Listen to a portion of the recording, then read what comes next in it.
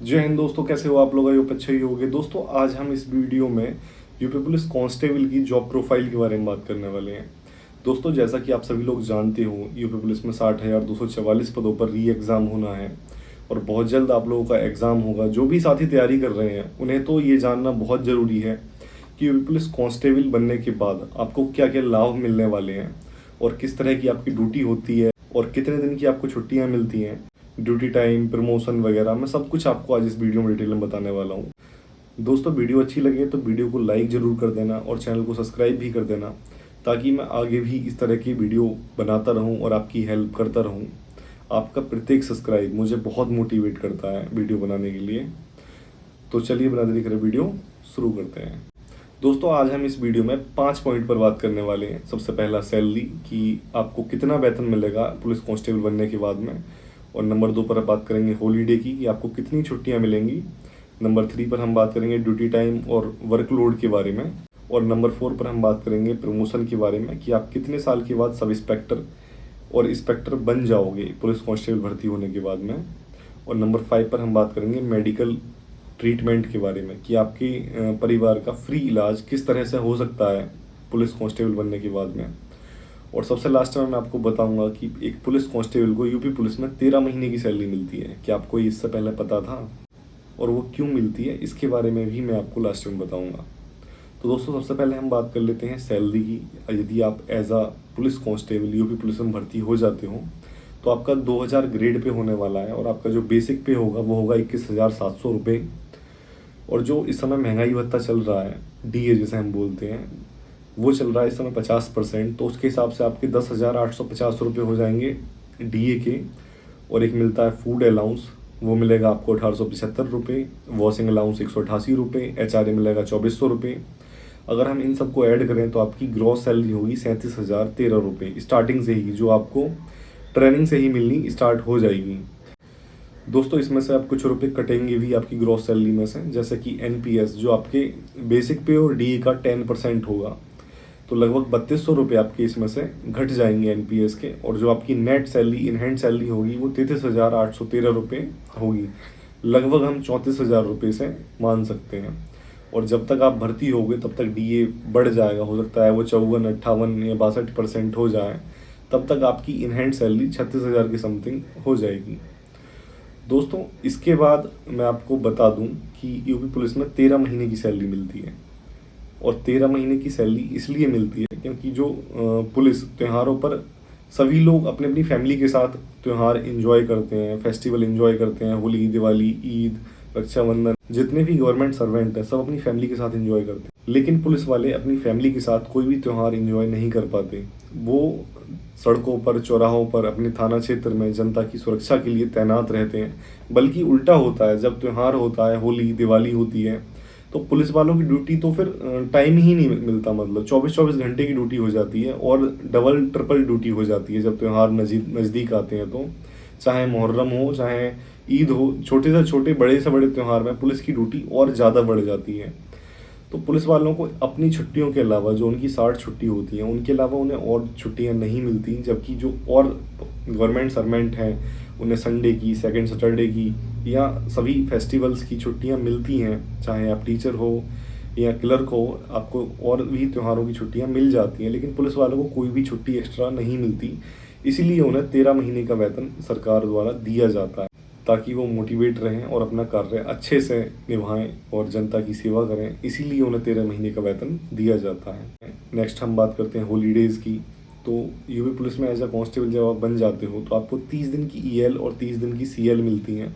और 1 साल की आपकी पूरी सर्विस में, मतलब जब से आप भर्ती होते हो और रिटायरमेंट तक, 1 साल की आपकी मेडिकल लीव होती है। जब आप ज़्यादा बीमार हो जाओगे कभी या कोई कैजुअलिटी आपके साथ हो जाती है, तब वो आपकी मेडिकल लीव उस समय काम में आती हैं और आपका वेतन नहीं रुकता। आप मेडिकल लगा देते हो तो आपका सैलरी आपकी आती रहती है और आप अपना इलाज ठीक से करा सको, इसीलिए मेडिकल लीव होती हैं। और महिलाओं के लिए 1 साल की 6-6 महीने की 2 बार सीसीएल, जिसे मैटरनिटी लीव बोलते हैं, वो ले सकती हैं यूपी पुलिस में। तो दोस्तों ये तो हो गई छुट्टियों की बात। इसके बाद हम बात करते हैं ड्यूटी टाइम और ड्यूटी आवर्स की। वर्कलोड कितना रहता है यदि आप as a constable UP police में हो तब। दोस्तों वर्कलोड तो काफ़ी रहता है, पुलिस की जॉब है। यदि आप आपकी पोस्टिंग किसी थाने में है तो फिर वहाँ कोई टाइमिंग नहीं होती। आपकी 24 घंटे की ड्यूटी रहेगी, आपको एक बीट मिल जाएगी, मतलब आपको कुछ गांव दे दिए जाएंगे कि आपके अंडर में 8 या 10 12 गांव, इनकी जिम्मेदारी आपकी है। यदि इनमें कोई चोरी होती है या कोई एक्सीडेंट होता है तो आपकी जिम्मेदारी होगी। ठीक है, अगर कोई छोटे से छोटी चीज़ और बड़ी से बड़ी चीज़ अगर कुछ भी हो जाता है तो उसकी जवाबदेही आपकी होगी। तो आपको ठीक से गश्त देनी है और जो वहाँ के प्रधान हैं उनसे आपको अच्छा अपना समन्वय बना के रखना है। और अपने थाना क्षेत्र में आपको सभी से अपनी जान पहचान, अपना व्यवहार बना कर रखना पड़ता है, ताकि कोई भी अगर छोटा या बड़ा कुछ भी कांड अगर आपके थाना क्षेत्र में होता है तो आप तक सूचना सबसे पहले आ जाए और आप अच्छे से अपने थाना क्षेत्र में गश्त करो। ये सब आपकी ही जिम्मेदारी होती है। तो इसी तरह से जिम्मेदारी सभी को बांट दी जाती है। तो थाने में तो कोई टाइमिंग है नहीं ड्यूटी की। अगर कभी भी कोई एक्सीडेंट हो जाता है या कोई और कैजुअलिटी हो जाती है, चोरी हो जाती है, कोई मर्डर हो जाता है, तो फिर वहाँ ड्यूटी की कोई लिमिट नहीं होती। 24 घंटे 48 घंटे लगातार कंटिन्यू ड्यूटी चलती रहती है। ऐसा कोई फिक्स नहीं है कि आपकी 8 घंटे की ड्यूटी अगर आपने कर ली तो अब आप फ्री हो, या कोई अधिकारी आ रहे हैं तब भी ड्यूटी की कोई लिमिट नहीं होती। लेकिन यदि आपकी पोस्टिंग किसी ऑफिस में हो जाती है, मतलब एकदम तो नहीं होती, अगर आप ट्रेनिंग करके आओगे तो एकदम तो आप किसी भी ऑफिस में नहीं लग जाओगे। कुछ दिन के बाद, 2 या 3 साल बाद, आप जब बीट की जॉब कर लेते हो, थाने में चौकी में आपकी पोस्टिंग हो जाती है, उसके बाद में जो ऑफिस वर्क होता है वहाँ भी पुलिस के कांस्टेबल ही होते हैं। और कई तरह के ऑफिस होते हैं। पुलिस लाइन में तो लगभग 50-60 अलग अलग शाखाएं होती हैं, उनमें भी पुलिस कांस्टेबल, हेड कांस्टेबल तैनात होते हैं। तो वहाँ आपकी ड्यूटी लिमिटेड होती है। वहाँ 10 to 5 फिर ऑफिस टाइम ही होता है अधिकतर। कभी कभी यदि कोई इमरजेंसी है तब तो आपको रात में भी जाना पड़ सकता है, लेकिन वरना 10 to 5 ही जॉब रहती है। थाने में भी ऑफिस में कुछ लोग होते हैं तो उनकी भी 8 से 12 घंटे तक की ड्यूटी रहती है। 12 घंटे के बाद वो लोग नहीं करते। मिनिमम तो 8 घंटे की आपको ड्यूटी हर जगह ही करनी पड़ेगी, चाहे आप एसआई ही क्यों ना हो। एसआई को तो बल्कि और ज़्यादा ड्यूटी करनी पड़ती है, कांस्टेबल से भी ज़्यादा जिम्मेदारी एसआई की है और ड्यूटी भी ज़्यादा एसआई को ही करनी पड़ती है। दिन भर वो लोग ड्यूटी करते हैं, रात में बेचना चढ़ाते हैं ऑनलाइन कंप्यूटर पर। तो बहुत सारी चीज़ें हैं, मतलब ड्यूटी तो काफ़ी है पुलिस में, ड्यूटी में कोई कमी नहीं है। मिनिमम 8 घंटे वरना 12-18 घंटे लगातार कंटिन्यू। लेकिन कर तो सभी रहे हैं। जब सैलरी सरकार दे रही है तो काम भी फिर आपसे ही लेगी। दोस्तों, जो पुलिस कांस्टेबल होता है वो पुलिस विभाग की रीढ़ की हड्डी है। अगर कांस्टेबल्स हटा दो तो पुलिस विभाग चरमरा जाएगा, मतलब पूरी व्यवस्था खराब हो जाएगी। दोस्तों, नेक्स्ट हम बात कर लेते हैं प्रमोशन के बारे में। यदि आप as a police constable UP police में भर्ती होते हो तो आप 10 साल के बाद एलिजिबल हो जाते हो एक हेड कांस्टेबल बनने के लिए। मतलब मिनिमम तो 10 साल हो ही, 10 से 12 साल के बाद आपका प्रमोशन हो जाता है हेड कांस्टेबल के लिए। हेड कांस्टेबल के यहाँ 3 फीती लगी होती है, बाकी वर्दी सेम ही होती है। और उसके 5 से 6 साल बाद यानी 16 साल के बाद आप एलिजिबल हो जाओगे एसआई के प्रमोशन के लिए। तो जैसे जैसे वैकेंसियाँ होती हैं उसके अकॉर्डिंग प्रमोशन होते रहते हैं। 2011 बैच के लगभग सभी लोगों के प्रमोशन हो चुके हैं और वो सब हेड कांस्टेबल बन चुके हैं। और आने वाले टाइम में पुलिस विभाग में प्रमोशन में सुधार भी हुआ है। पहले तो बहुत लेट प्रमोशन होते थे, लेकिन अब जैसे जैसे टाइम चेंज हो रहा है वैसे वैसे पुलिस विभाग में भी सुधार हो रहा है। तो अब जो 2011 बैच वाले हैं उन्हें लगभग 12-13 साल बाद उन लोगों के प्रमोशन हो चुके हैं। कुछ लोगों के प्रमोशन 2018 में भी हो गए थे, 11 बैच वालों के। कुछ के 2022 में हुए थे, कुछ के 23, फिर कुछ के अब 24 में हुए हैं। लगभग सभी के प्रमोशन हो चुके हैं। इसके 5-6 साल बाद उन लोगों के एसआई के प्रमोशन भी होने शुरू हो जाएंगे, क्योंकि अब इस समय 2024 और 25 में पुलिस विभाग के जो पुराने लोग हैं, मतलब जो पुराने हेड कांस्टेबल या सब इंस्पेक्टर हैं, उन लोगों के काफ़ी संख्या में रिटायरमेंट हैं। तो इसकी वजह से पुलिस विभाग में काफ़ी जगह खाली हो रही हैं और अब नई नई वैकेंसी भी निकल रही हैं। तो इन्हें संभालने के लिए जो हेड कांस्टेबल हैं या एसआई हैं उनकी ज़रूरत पड़ेगी। तो इसीलिए प्रमोशन भी टाइम टू टाइम अब फ्यूचर में होने लगेंगे।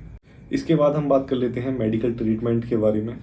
यदि आप as a constable UP police में तैनात हो तो आपको फ्री इलाज की सुविधा सरकार की तरफ से मिलती है और आपकी फैमिली में सभी के कैशलेस कार्ड पंडित दीनदयाल उपाध्याय योजना के तहत बनेंगे और प्रत्येक सदस्य का 5 लाख तक का हर साल आप इलाज करा सकते हो। अगर कोई भी उन्हें बीमारी या कोई कैजुअलिटी होती है तब।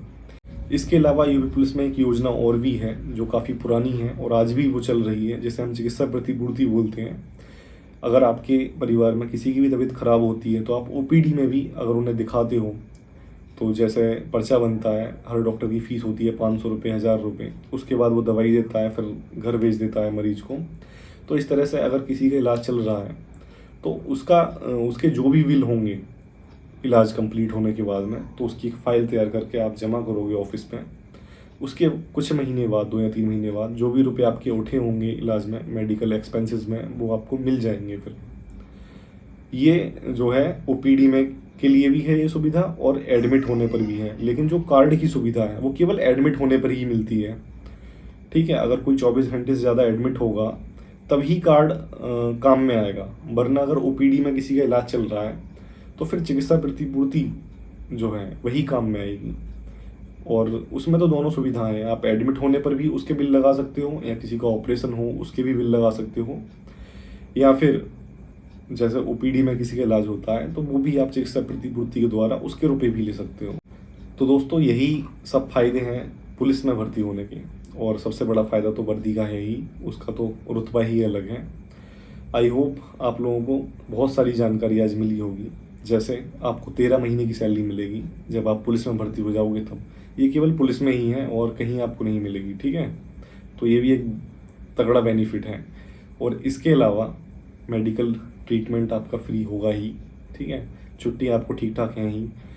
और जो ड्यूटी टाइम है, वर्कलोड है, यार देखो ड्यूटी तो पुलिस विभाग में ज़्यादा ही है और विभागों की अपेक्षा, लेकिन जब आप वर्दी पहन लेते हो तो फिर घंटों का कुछ पता नहीं चलता कि कब 8 घंटे निकल गए, कब 12 घंटे निकल गए।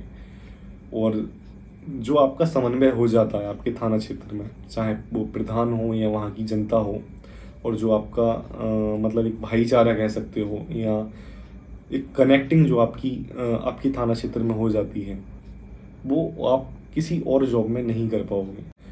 और सच में अगर आपको जनता की सेवा करनी है ना, तो पुलिस की जॉब से ज़्यादा अपॉर्चुनिटी आपको कहीं नहीं मिलेगी। यहाँ आप डायरेक्ट गरीबों की, वंचितों की, या जो जिसे परेशान किया गया है अमीरों के द्वारा या दबंगों के द्वारा, तो आप उसकी हेल्प जो कर सकते हो वो पुलिस विभाग में होकर ही कर सकते हो, ठीक है।